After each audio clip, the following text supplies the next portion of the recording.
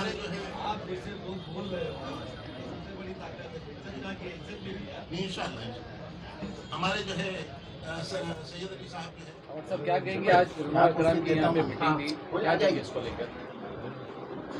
उलमा इकराम की मीटिंग थी, उन्होंने दिल से अपनी बातें रखी। मुझसे कहा कि तुम मायूस मत होना, पूरे देश में मुसलमान तबका चिंतित है, आपकी मायूसी देख के लोगों को अपने आप से बुरा लग रहा है कि ये मुमरा में हुआ तो क्यों हुआ। उनका ये भी बोलना था कि शहर का माहौल दिन बर दिन खराब होते जा रहा है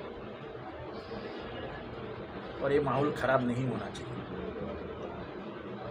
14 साल हो गए, 13 साल हो गए मैं यहाँ आमदार बन के, मैंने 1 घंटे के लिए भी यहाँ माहौल ख़राब नहीं होने दिया। जब भी आया कहीं माहौल गर्म था तो उस पर पानी डाल के उसको ठंडा कर दिया। ये ज़रूर साजिश है उम्रा का माहौल ख़राब करने की। उम्रा में वो बसे हुए है जिन्होंने 93 में अपना घर चलते हुए देखा है।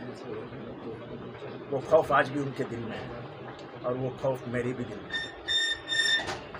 पहली बार ऐसा हुआ कि किसी पूजा को लेके वातावरण खराब हुआ। जो पूजा मुमरा में होती ही नहीं थी, वो पूजा को लेके माहौल ख़राब करने की कोशिश हुई। जो तालाब का काम एक आमदार ने किया था, उसके ऊपर सियासत हुई। मैंने ज़िंदगी में आज तक मुमरा में आप काम देखो, एक भी काम पे मेरा नाम नहीं है जितेंद्र आह्वान, मैं नहीं लिखता। मैं तो ये कहता हूँ कि जो भी काम होता है लोगों को मालूम है जितेंद्र आह्वान करता है।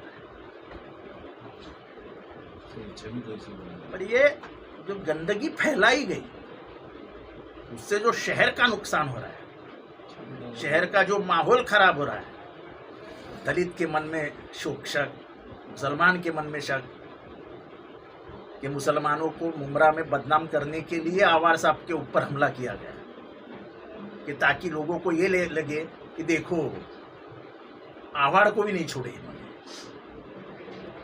मैं सब साजिश जानता हूँ और इसलिए उन्होंने उलमाओं ने कहा कि थोड़ा सा ये जो अनशन चालू है, जो आंदोलन चालू है, अब उसको रुकवाने की आवश्यकता है।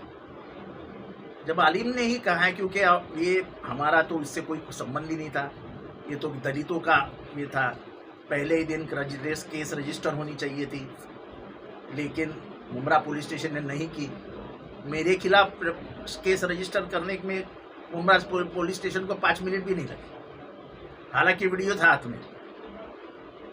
ठीक है, अभी सियासत में ये सब ऊपर नीचे चलते रहता है, लेकिन मेरे दिल से मरने तक ये 354 का गुनाह कभी भी जा नहीं सकता, कभी भी वो जख्म मिट नहीं सकता।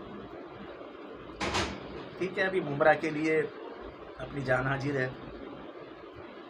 कल मौलाना ने और शमीम भाई ने एसीपी से बात की है, एसीपी ने कुछ उनको बोला है।